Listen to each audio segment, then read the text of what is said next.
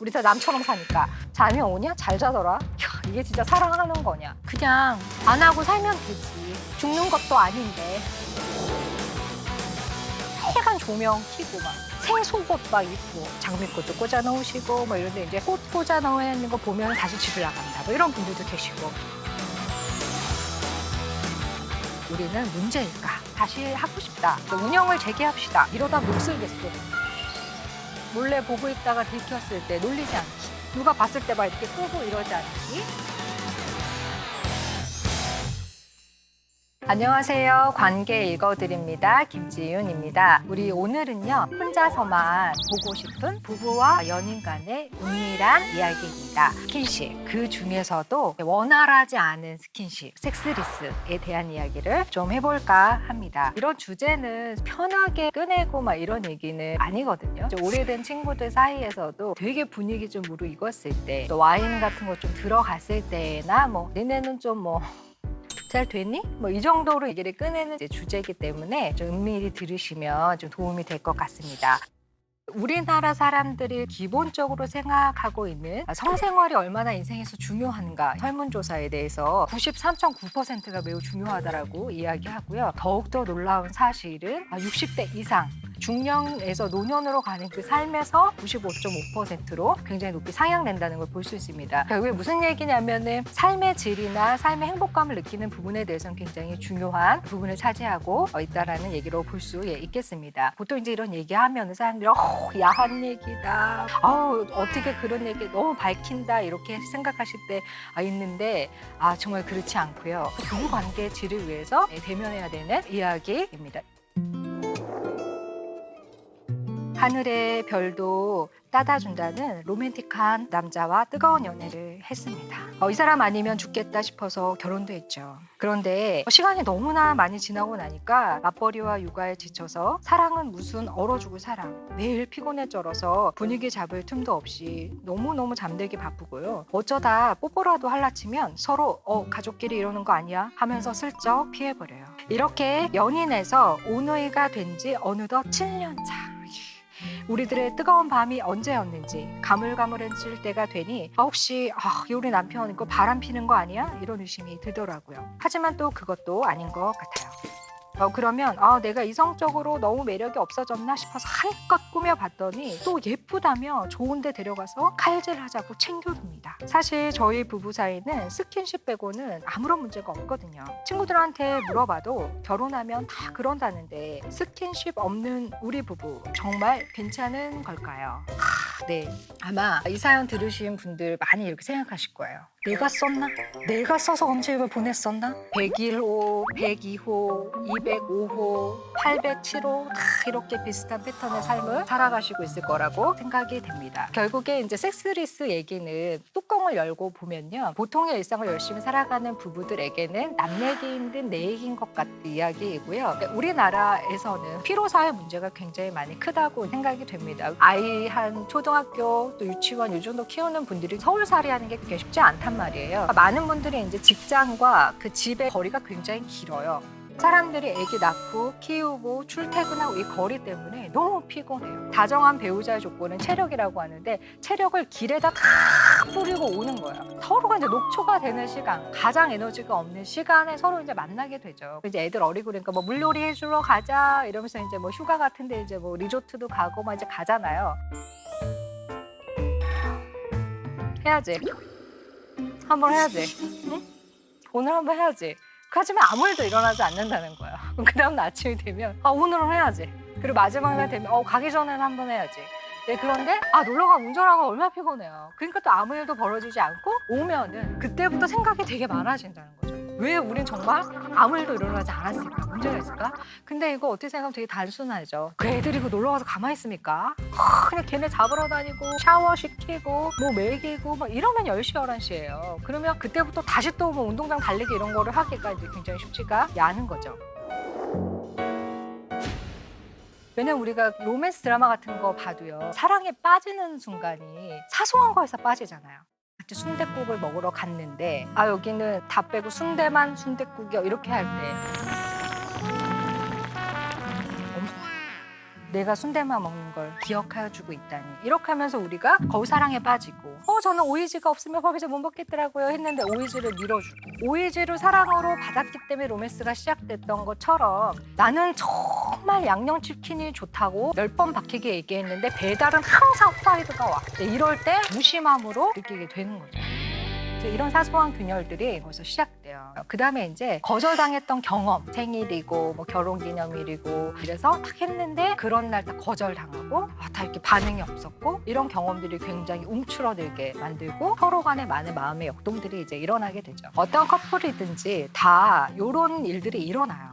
근데 어떤 커플은 초반에 있었던 이런 부정적인 경험들을 한번 털고 가요. 입을 탁 한번 털듯이 야, 그 오해였어. 무슨 소리야. 그러면서 이제 다시 제자를 찾아가는 건데 어떤 부부나 또 오래된 연인들 그런 분들은 중간에 그 먼지털이를 못 하시는 거예요. 계속 이렇게 쌓여가고 그게 이제 나머지 결혼 생활에 견인해 가면서 이제 많은 관계 문제를 발생시키게 되죠. 거기다가 항상 다른 사람들이 문제예요. 주변이 문제예요. 솔직히 뭐 저는 뭐 미역국을 별로 좋아하지 않아요. 그래서 생일날 아침부터 뭐 햄버거 먹고 컵라면 먹어도 와 아침에 라면 먹으면 살 안 찌겠다. 아우 좋아. 근데 사람들이 막 물어봐요. 생일이구나 축하해. 미역국 먹었어? 아니 나 미역국 별로 안 좋아해서. 왜 안 먹었어? 아무도 안 끓여줬구나. 미역국도 못 먹는데 내 인생 못 살았다 이렇게 되는 거예요. 그러니까 사람들이 무심코 던지는 그런 한마디들이 원래 나는 괜찮은데 괜찮지 않게 만드는 되게 많아요. 이 섹스리스 부부도 마찬가지예요. 주변에서 가만두질 않죠. 너네 왜 이렇게 애가 안 생기니? 너 각방 쓰잖아? 나는 된다? 원래 남이에요. 원래 남이 한 집에서 그렇게 사는 게 훌륭한 거지. 인생마다 우선순위가 있어요. 저는 이분들의 삶을 유지하는 데 가장 중요한 우선순위는 숙면일 거라고 생각해요. 부부마다 신체 컨디션이 다 다르잖아요. 그러니까 어떤 부부는 배우자가 코를 되게 많이 골기도 하고 어떤 부부는 둘 다 같이 골아서 서로 고는 소리에 깨시기도 하고 내 필요에 따라서 각방을 쓰는 거는 섹스릭스하고 아주 그렇게 본질적인 연관은 없을 거예요. 다 너무 이렇게 아예 따로 사는 것처럼 생각하시는 분들이 있더라고요. 각방을 쓰니까 아예 들어가는 시간도 내 마음대로고 뭐 그냥 하숙하는 것처럼 그런 각방은 각방 아니죠. 각방이어도 진짜 딱 자는 시간만 분리되는 거예요. 애도 같이 재우는 거고 불도 같이 끄는 거고 잠은 같이 안 자지만 거실에서 애들 얘기도 하고 잘 때만 잘 자 이러고 이제 편안한 숙면으로 들어가는 게 제가 말하는 각방의 기준이에요. 그래서 섹스가 없어도요 궁극적으로 굉장히 친밀감을 유지하는 결혼 생활은 가능해요. 그리고 우리 사이에 어떤 몸의 대화가 없어진 지가 굉장히 오래됐어 라는 것을 두 부부가 얘기할 수 있느냐 없느냐가 중요한 거예요.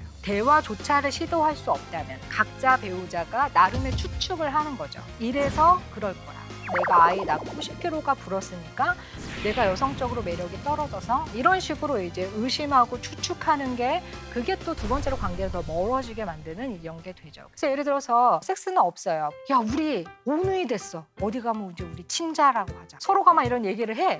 하면서 막 깔깔거리면서 웃었어요. 그렇다면 이 부부가 과연 친밀하지 않은 부부라고 얘기할 수 있는가? 결국에 이제 섹스리스 얘기는 이거 자체가 문제라기보다 우리는 왜 이런 컨디션에 놓여지게 됐는가를 상황적으로 이해하는 능력이 필요하고 그거에 대해 서로 대화할 수 있는 그게 이제 핵심이라고 보시면 됩니다.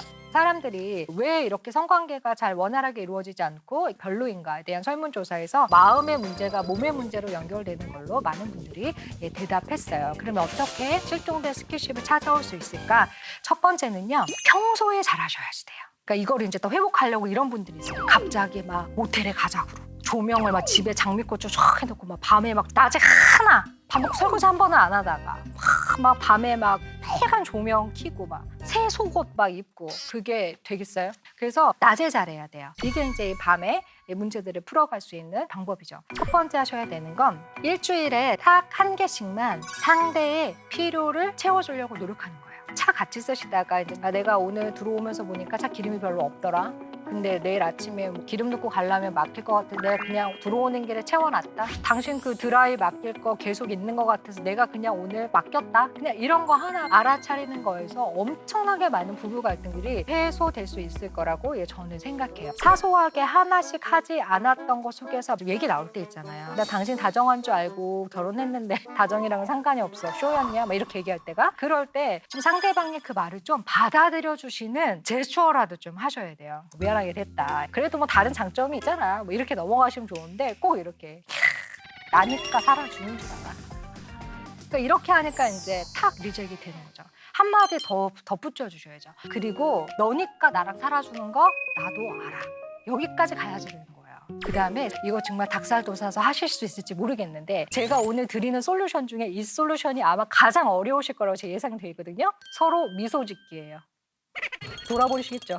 차라리 내가 5만 원을 주겠다. 보통 이럴 만큼 부부간에 미소 짓는 거 굉장히 쑥스러워하시고 힘들어하세요. 그러니까 미소라는 게 인간관계에서 우리가 상상하는 그 이상의 교감과 메시지를 주거든요. 너는 나에게 어떤 존재인가가 미소를 통해서 굉장히 많이 전달돼요. 남편들이 어쩔 때 또 많이 서운하냐면요. 아기 낳고 미소 엄청 짓잖아요. 이렇게 하고 막 이렇게 미소 짓고 애착을 형성한다고 그러다가 남편이 말 시키면 뭐?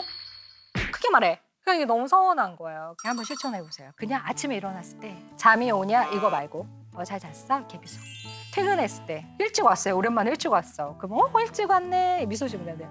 잘렸냐? 그다음에 알아차려주기인데요. 오늘 얼굴이 좀 피곤해 보이네. 뭔가 생각 많아 보이는 얼굴이다. 이거 알아차주기예요. 그다음에 이제 아까 얘기했던 그런 배려들 있잖아요. 지난번에 우리 외식할 때 내가 먹고 싶은 거 먹었으니까 이번에는 당신이 먹고 싶은 걸로 골라. 지난번에 엄마는 맨날 우리한테 맞춰주잖아. 그러니까 엄마 먹고 싶은 거로 이번에는 먹어 무조건. 매워도 먹자. 막 이렇게 하는 거 이런 건 이제 배려죠. 그다음에 마지막은 뭐냐면 아주 사소한 터치를 하시는 겁니다. 손을 푸셔야 돼요. 머리 쓰다듬어 주기. 반려견에 하시는 거 반만이라도. 좀 건덕지를 만들어야죠. 어깨 되게 뭉쳐 보인다. 이게 괜찮은데? 아니야, 딱 뭉쳤어. 앉아봐. 이렇게 해주는 거죠. 그 다음에 괜히 귀 한번 만지고. 자, 여러분 처음에 연애하셨을 때 생각 한번 해보세요. 난 정말 너무 심장이 터질 것 같아. 너무너무 아름다운 사람을 내가 만난 것 같아. 이런 느낌이 그런 황홀한 경험이 굉장히 강력한 거잖아요. 인간관계 안에서. 그래서 사소한 터치를 좀 있어서 해주시라. 분명히 처음엔 거부하실 거예요. 왜 이래? 전기 오르잖아 막 이러고 이러시겠지만은 그럴 때 절대 밀리지 마시고 이렇게 해주시면 좋겠습니다. 그래서 우리가 좀 구체적으로 지켜주셔야 될 매너들이 있는데요. 이건 어떨 때의 매너냐면요. 우리가 운영을 재개합시다. 이러다 녹슬겠소. 이래가지고 이제 한 사람이 용기를 내서 관계 대시를 해요. 또 굉장히 소원했던 이 관계를 재개하고자 한쪽이 대시를 해서 들어올 때 나는 느끼는 전혀 오늘이 아니다. 라고 할 때 미안해 오늘은 아닌 것 같아. 까지만 거절을 하면은 상대방은 영원히 거절감을 느껴요. 반드시 오늘 거절할 때는 다음을 꼭 예약해 줘야지 돼요. 처음에 썸 탈 때도 다음 주 수요일 어때? 죄송해요 일이 있어요. 그런데 만약에 마음이 있으면 그런데 목요일은 어떠세요? 라고 답이 온단 말이에요. 그게 마음은 있지만 못 만나는 것과 만날 마음이 없지만 돌려 말하는 건 되게 다른 거잖아요. 그러니까 이런 식으로 우리가 스킨십에 있어서도 내가 오늘은 아닌데 다음 주 화요일 날 아주 날이 좋을 것 같아. 나를 다음을 좀 이렇게 박아주시는 거예요. 특히 굉장히 관계가 뜸했다가 다가갔지만 거절당했을 경우에는 엄청난 자존감 상실과 수치심, 성적인 모멸감, 우울감을 느낀다고 하니까요. 우리가 용기 내서 다가왔을 때는 훨씬 더 두 팔 벌려서 안아주시면서 다음 주 화요일에 예약하는 어떤 배려를 서로 간에 하는 게 중요할 것 같다는 생각이 듭니다. 그 다음에 제가 예전에 봤던 그 사연에선 어떤 게 있었냐면요. 아내분이 독박 육아를 하고 있는 상황이었고 너무 피곤하니까 남편은 요거를 이제 계속해서 거절하신 거예요. 그랬을 때 남편이 뭐라고 그때 얘기했냐면 너 자꾸 이런 식으로 하면 너 내가 딴짓해도 너 할 말 없는 거다. 막 이렇게 이제 얘기를 하신 거죠. 이렇게 다가갈 때도 되게 매너가 있어야 되죠. 성적인 비하나 외모 비하를 부부 사이에서 진짜 하지 않으셔야지 돼요.